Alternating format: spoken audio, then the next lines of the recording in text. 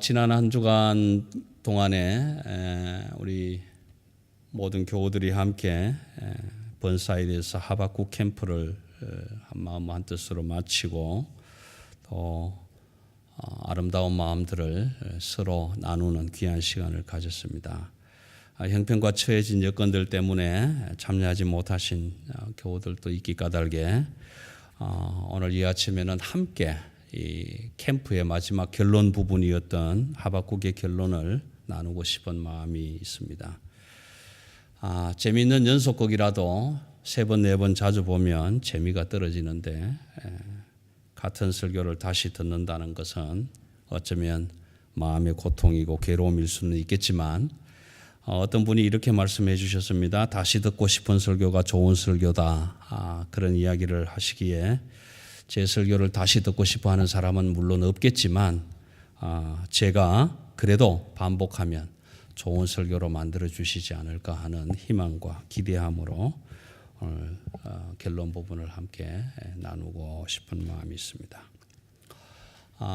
잘 아시다시피 하박국 선지자는 하나님을 향하여 질문을 합니다. 2가지 질문을 하게 되는데 한 가지 질문은 뭐냐 하면 하나님이 만들어주신 이 땅, 이 세상에 악을 행하는 사람들은 참 잘 사는데 의롭게 살려고 하는 사람들은 왜 고난을 당해야 합니까? 그래도 되는 겁니까? 언제까지 그래야 되는 겁니까? 이렇게 기도하면서 질문하는 내용을 보게 됩니다. 여러분 시편 1편에서 150편까지를 묵상해 보면 굉장히 마음이 시원할 때가 있게 돼요. 어떤 경우냐 하면은 탄식시를 만날 때, 많은 시편의 가운데 탄식시가 있는데 여러분 우리는 이렇게 기도할 수가 없습니다. 사실은 왜 그러냐 하면은 하나님이 우리를 향해서 원수도 사랑하라, 용서하라 이러기 때문에 마음에 안 드는 사람이 있어도 기도하면서 두 손을 꽉 잡고 주여 저놈을 그냥 싹 없애 주십시오 이렇게 기도를 사실 잘 못해요. 왜냐하면 우리 마음이 그렇지 않아요. 이렇게 기도하면 하나님이 보실 때에 좀 잘못된 것 같고 네 마음이 그렇게 악해서 되겠냐 꾸중하실 것 같고 책망하실 것 같기 때문에 그렇게 기도하기가 참 힘들어요. 그런데 시편을 읽어보면 다윗이 기도할 때 얼마나 속이 시원하게 기도하는지 몰라요. 저 악한 놈을 사거리 그냥 없애주십시오 하고 기도하는 이런 기도를 읽다 보면 내 마음이 시원할 때도 있게 되는 겁니다. 오늘 하박국도 그러는 거예요. 왜 하나님이 만들어준 아름다운 이 세상에 악을 행하는 사람들은 저렇게 떵떵거리면서 잘 사는데 의로운 사람, 하나님의 의를 가지고 정의를 구현하며 살려고 하는 사람들은 이렇게 고난을 당해도 됩니까? 그래서 마치 다윗처럼 언제까지 고난을 당해야 하고 언제까지 이 일을 해야 되고 어찌하여 이렇게 만들어 두셨습니까? 라는 질문을 하죠. 2번째 질문은 이런 겁니다. 악과 패역을, 그러니까 악한 것을 전혀 보실 수 없는 눈을 가지신 여호와 하나님, 거룩하신 하나님이 악을 도구로 사용한다는 것이 이게 말이 됩니까? 그래서는 안 되지요. 그러니 한 말씀 해 주십시오. 그렇게 질문을 하는 겁니다. 혹시 여러분 지금은 이미 돌아가신 분이기는 합니다만은 우리 소설가 박완서 씨라는 분이 계십니다. 한국에 지금 돌아가셨는데 그 박완서 씨가 쓴 책 중에 한 말씀 하옵소서라는 책이 있습니다. 한 말씀만 하옵소서 책이 있는데 간단하게 말씀드리면 이 책의 내용은 그런 겁니다. 사랑하는 아들이 갑자기 죽게 됩니다. 그런데 그 아들이 어떤 아들이냐 하면 아주 공부도 잘하고 좀 괜찮은 아들이었는데 남들은 의과대학, 법대 뭐 다 이쪽으로 가겠다고 하는데 이상하게도 자기는 그쪽은 가기 싫고 꼭 남들이 택하지 않은 이곳을 가고 싶다고 그래서 아버지가 물었습니다. 왜 아들아 너는 충분히 할 수 있는데 이 길을 안 가고 이 길을 가려고 하냐? 그렇게 물었더니 다른 사람 다 가는 길인데 아마 이 길을 하나님이 가라고 하시는 것 같아요. 그렇게 해서 그 길을 갔는데 대학을 졸업하기도 전에 교통사고로 죽게 됩니다. 그 아들을 잃은 다음부터 이 소설가, 글을 쓰는 이 박완서 씨는 왜 나에게 이런 일이 닥쳐야 되는가, 이런 일을 내가 마주쳐야 되는가, 굉장히 고민하고 묵상하고 많은 사람들을 만나서 묻고 그렇게 했는데도 해답을 얻지를 못했어요. 그래서 이분이 결국 미국에 있는 가족들에게 갔습니다. 가서 살다가 미국에 있으면서 무엇을 느끼느냐 하면, 나는 왜 영어를 잘 못할까? 왜 나는 영어를 잘 못할까? 그래서 언어에 대한 장벽을 느끼면서 다시 한국으로 돌아옵니다. 돌아와서 이분이 깨닫는 사건이 무엇이냐 하면은, 왜 나에게 그런 일이 닥쳐야 하느냐라는 게 아니라, 나라고 그런 일이 안 올 수 없잖아. 안 올 수 없잖아. 그러니까 나에게 그런 일이 올 수도 있다라는 거죠. 그 고민을 하면서 글을 쓴 책이, 그래도 주님 한 말씀만 해 주십시오. 저에게 왜 이런 일이 생겼는지 라는 의문을 가지고 쓴 책이 한 말씀만 하옵소서라는 책입니다. 여러분, 이런 질문 해 보셨습니까? 왜 나는 이래야 됩니까? 왜 내게 이런 고난이, 이런 고통이 와야 됩니까? 왜 딴 사람은 돈 잘 버는데 나는 이렇게 하는 것마다 실패해야 됩니까? 왜 그래야 합니까? 이런 질문. 하나님, 제발 한 말씀만 제게 좀 해 주십시오. 그러면 나 이해하겠습니다. 그런데 하나님은 아무 말씀도 안 하시지 않습니까? 하박국 시대에도 이런 질문을 하는 사람이 없었습니다. 그런데 유독 하박국은 벌떡 일어나서, 하나님 이래도 되는 겁니까? 이래도 되는 겁니까? 제발 한 말씀 해 주십시오. 언제까지? 어찌해서? 얼마나 기다려야 됩니까? 이런 질문을 하게 됩니다. 남들은 다 질문 안 하는데 왜 하박국은 질문을 했을까? 왜? 그것도 가만히 있으면 되지. 왜 뜬금없이 가만히 있으면 편안할 텐데 주먹 들고 나와서 그냥 물러가라 어쩌라 저쩌라 이래야 되느냐 말이에요. 왜 그래야 돼? 남들 다 가만히 있는데, 가만히 있어도 역사의 수레바퀴는 돌아가는데 뭐 잘났다고, 제주도 말로 뭐 그렇게 뺄라졌다고 일어나서 주먹을 들고 나가서 물러가라 어쩌라 저쩌라 해야 되느냐라는 거예요. 여기에는 참 중요한 의미가 있습니다. 왜냐하면 올바름, 공의와 정의를 바르게 세우는 일에 의연하게 일어날 수 있는 사람을 선지자라고 하는데, 하박국은 자기가 선지자였다는 겁니다. 선지자였기 때문에 일어날 수 있다라는 겁니다. 오늘 한국교회, 이 세계의 교회가 힘이 없어지고 있는 까닭은 그러한 선지자들이 자꾸만 없어져 가고 있다라는 것입니다. 여러분, 다윗이 밧세바를 범하고 오랫동안 그 사건을 감추었습니다. 잊어버리고 있었습니다. 왜요? 왕이니까. 왕인데 한 여자를 불러와서 아내로 삼는 일이 무슨 그런 큰 대수입니까? 다 잊어버리고 있었습니다. 그럴 때 그 다윗의 잘못을 지적하는 선지자는 한 사람도 없었습니다. 많은 선지자들이 있었지만, 왕궁 선지자들도 있었지만 아무도 그를 당신 잘못됐다고 얘기하는 사람이 없었습니다. 그런데 그런 어느 날 하나님의 음성을 들은 나탄이라는 선지자, 나탄이라는 말은 하나님의 선물, 주었다라는 선물이라는 의미를 가지고 있는 이름인데, 이 나탄이 찾아와서 그런 이야기를 합니다. 왕이지만 여러분 죽을 수도 있는 자리잖아요. 너 감히 왕에게 그런 이야기를 해? 여러분, 우리 사극 보면 그렇지 않습니까? 임금에게 직언을 상소하다가 죽는 사람이 얼마나 많습니까? 심지어는 몇 대 이어서 가문이 그냥 멸족을 당하는 일도 있지 않습니까? 그런데 감히 나탄이 나타나서 당신은 이렇게 잘못한 일을 했습니다. 그랬을 때 그 자리에서 무릎을 꿇고 회개하는 다윗의 모습을 바라보지 않습니까? 오늘 이 시대에 그런 나탄이라는 선지자가 자꾸만 없어지는 겁니다. 아무도 저 사람하고 척지고 싶지 않아서, 아무도 갈등 구조로 만들고 싶지 않아서 그냥 못 본 척하고 지나가고 못 본 척하고 모른 척하고 외면하고 마는 시대, 그런 시대에 하박국이 벌떡 일어났다라는 것입니다. 왜요? 선지자였기 때문에. 그 선지자를 오늘 우리말로 바꾸면 그리스도인이라는 뜻입니다. 여러분, 그럼 오늘 이 시대를 살아가는 저와 여러분이 함께 그리스도인인데, 저와 여러분은 의분을 가지고 불의와 악행과 패역이 저지러질 때 일어나서 그걸 아니라고 말하고 있는가? 저 역시도 그러지 못하고 있다. 이런 시대에 살고 있는 그리스도인, 그리고 교회가 힘이 없는 것 당연하지 않느냐. 당연하지. 여러분 오늘 하박국은 우리에게 그런 새로운 각과 결단을 줍니다. 그럴 때에 일어나서 외칠 수 있는 사람, 선지자적인 사람으로 살 수 있는 사람. 그런데 우리는 왜 질문을 못했을까? 왜 이렇게 외치지 못했을까? 여러분 신학교도 서열이 있습니다. 어떤 서열이 있냐 하면은 국가의 위기나 정부의 부정부패가 있을 때 제일 먼저 손을 들고 뛰쳐나가는 신학교는 한신대학입니다. 왜요? 정의사회를 부르짖는 아이들이 많기 때문에. 그리고 한신대가 뛰어나가고 또 뭐 순복음 신학교가 뛰어나가고 성결교 신학대가 뛰어나가고 감리교 신학대학이 뛰어나가고 총신대가 뛰어나가고 그런데 제가 몸담았던 장신대는 제일 늦게 이눈치 저눈치 보다가 나가는데 끝나고 돌아오는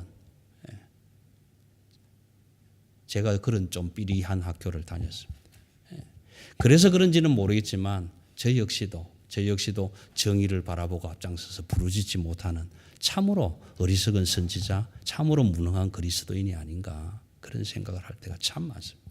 그러나 그럼에도 불구하고 오늘 말씀을 통해서 이 시대를 살아가는 그리스도인들이 어떻게 살아야 할지를 다시 한번 하박국의 삶을 통해서 보여주고 있는 것이죠. 여러분 우리 그렇지 않습니까? 개업을 합니다. 아주 아름답게 식당을. 그래서 찾아가면 그러죠. 아우 잘 되라고 얘기를 합니다. 그런데 그 마음속에 정말 진심으로 그분이 잘 되기를 바라는 마음이 우리 안에 과연 얼마나 있겠느냐라는 거예요. 얼마나 있겠느냐. 악을 행하고 악행으로 돈을 버는 사람들을 옆에서도 봅니다. 저렇게 해서는 안 되는데라고 보지만 그렇게 보면서도 그 사람을 바른 길로 인도하지 못하고 갈등 구조를 회피하려고 하는 그 마음 속에 우리의 마음은 그런 마음이 있다라는 겁니다.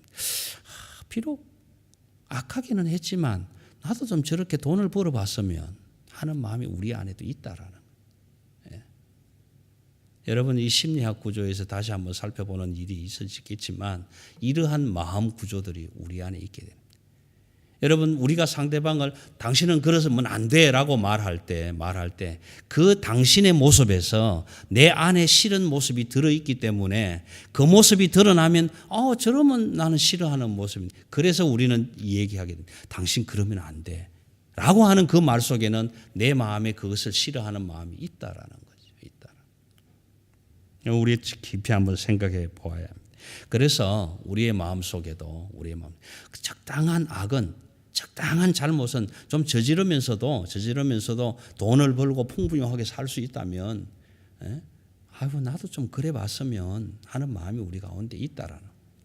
그래서 섣불리 넌 그러면 안 돼, 당신은 그러면 안 돼라고 말하지 못하는 우리의 마음도 안에 내재되어 있다라는.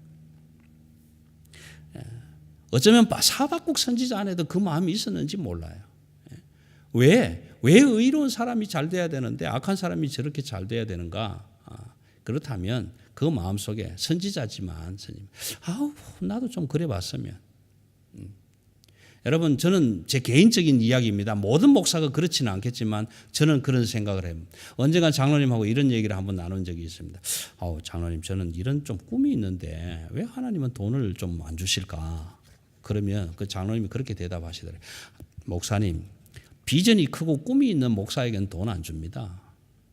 그럼 누구한테 돈 줍니까? 멍청한 목사들한테 돈 줍니다.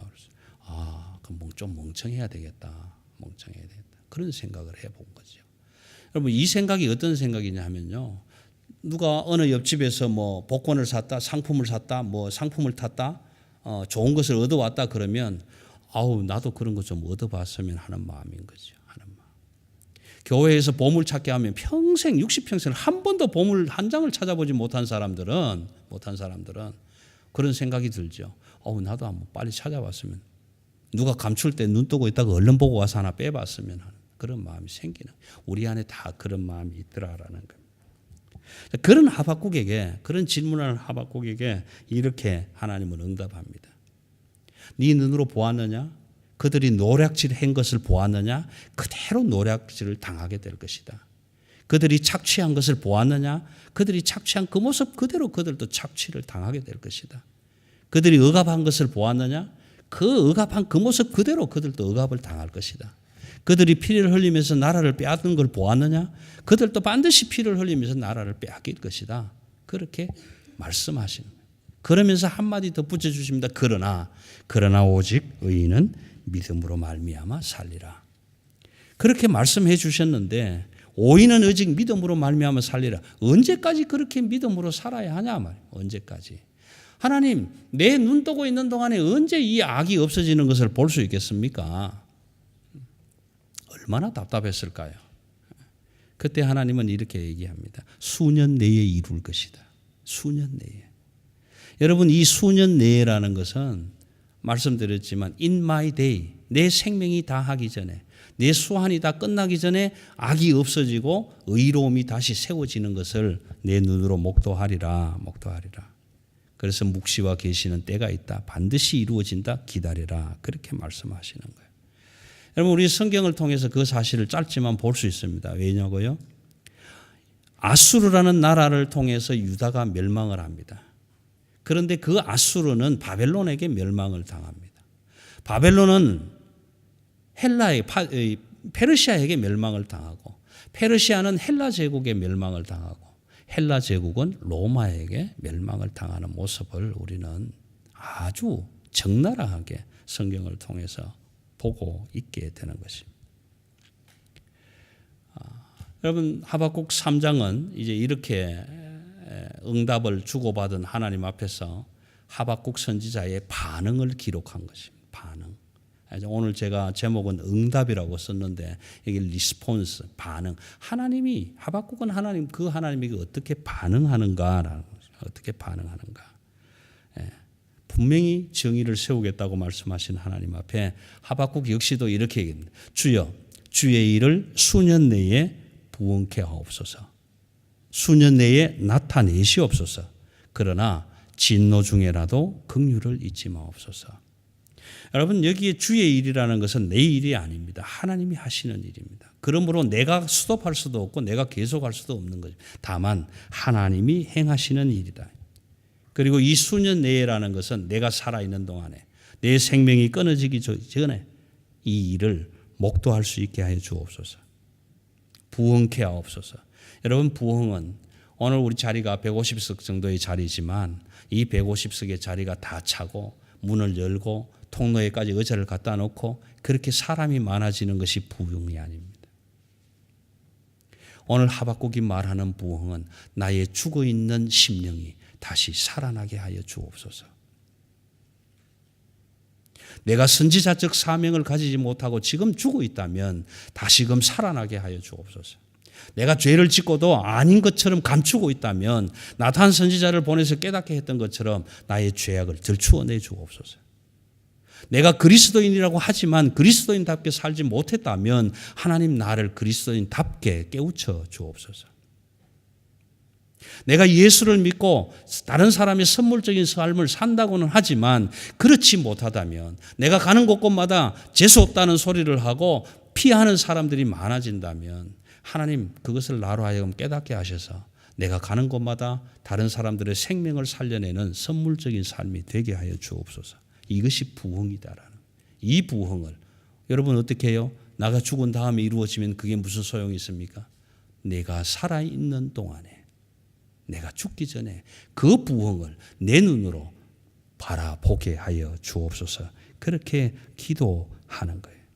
진노 중에라도 긍휼을 잊지 마옵소서. 이걸 재번역으로 번역을 하자면 이런 겁니다. 쓰나미 중에서도 살게 하옵소서.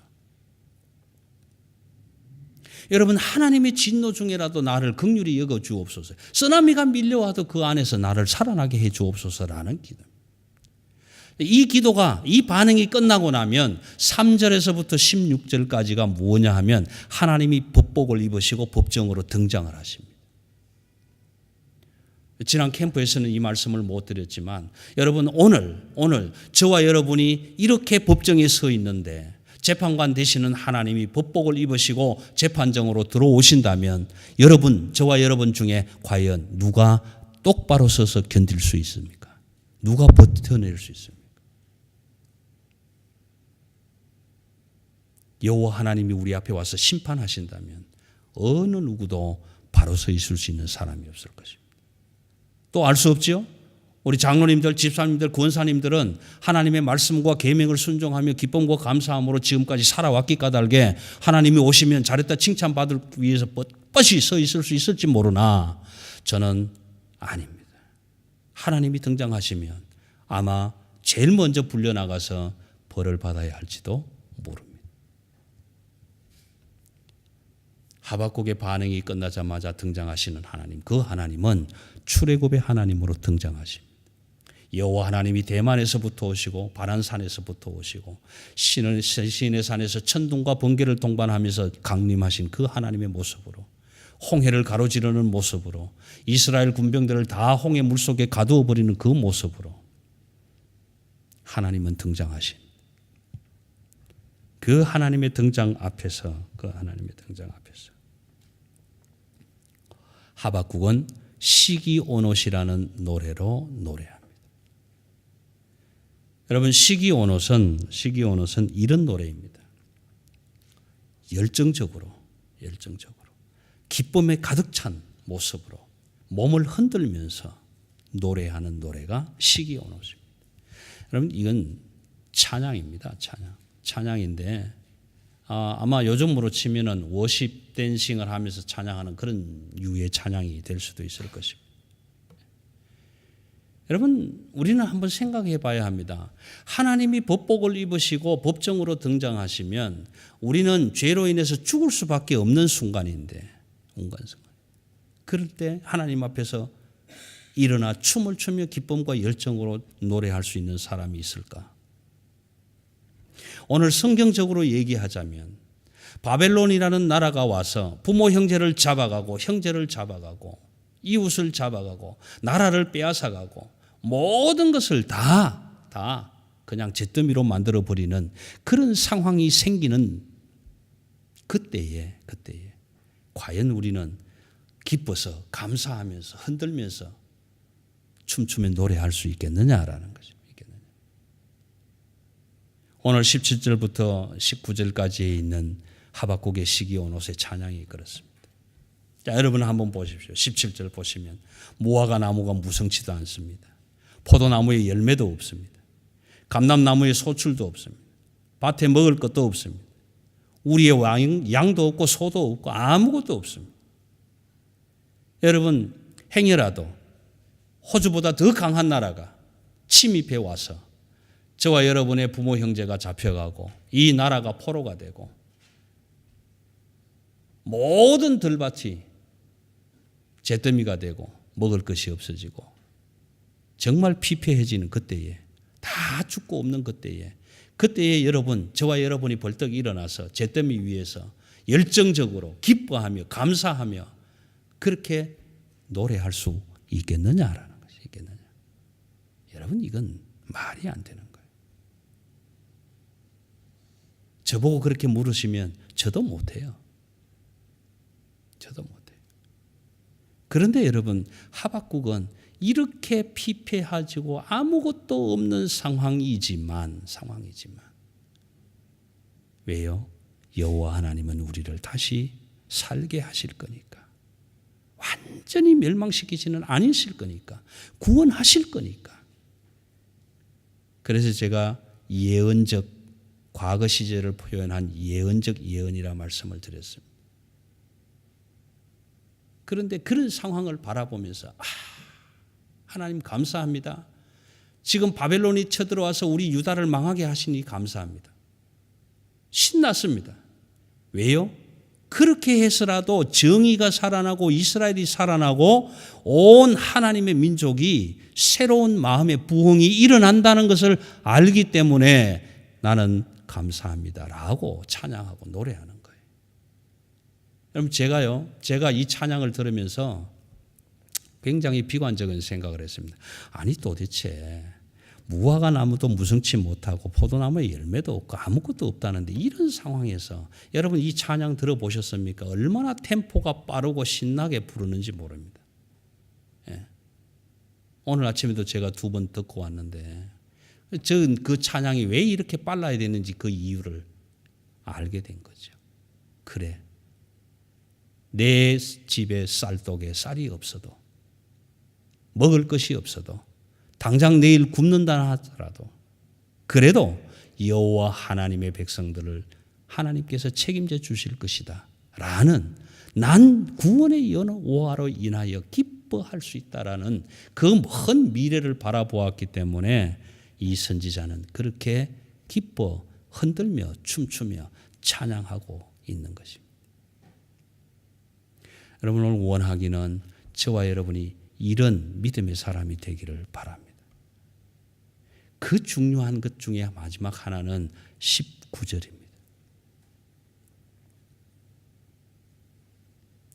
주 여호와는 나의 힘이시라. 주 여호와는 나의 힘이시라. 그래서 다른 두 절은 다 빼더라도 마지막에 이 노래는 지휘하는 사람을 위하여 내 수금에 맞춘 것이니라. 내 수금에 맞춘 것이니라.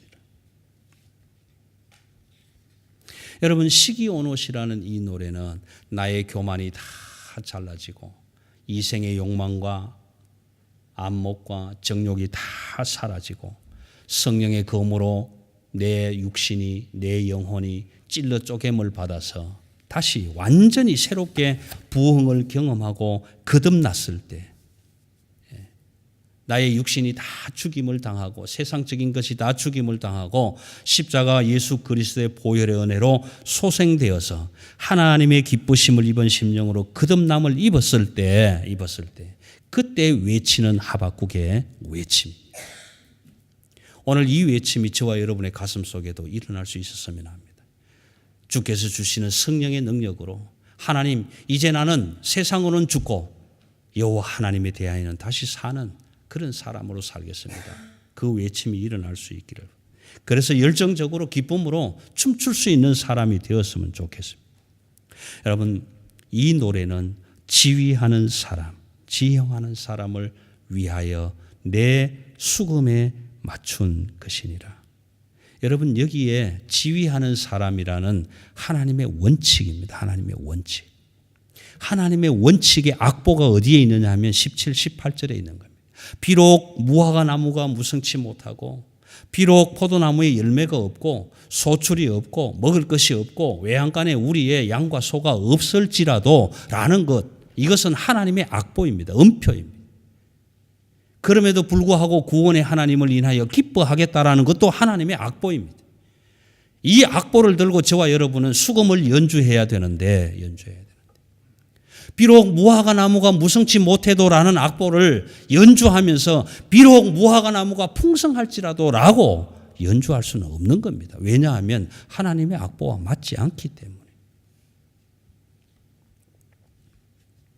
하박국의 응답은 여기에 있는 겁니다. 무화과 나무가 무성치 못하고 포도 열매도 없고 일해도 돈도 못 받고 하는 것마다 안 되고, 그래서 아이도 잘못되고 어른도 잘못되고 온 집안이, 표현하기는 좀 그렇습니다만은 쫄딱 망했다 할지라도 하나님은 결코 그냥 두시지 아니하시고 그런 무더기에서라도 다시 이렇게 세울 것을 알기 까닭에 나는 구원의 하나님을 인하여 기뻐하리로다. 그 기쁨으로 나의 삶의 수금을 맞추어 연주해 나가는 것이 하박국의 응답이었다. 그렇다면 저와 여러분은 어떻습니까?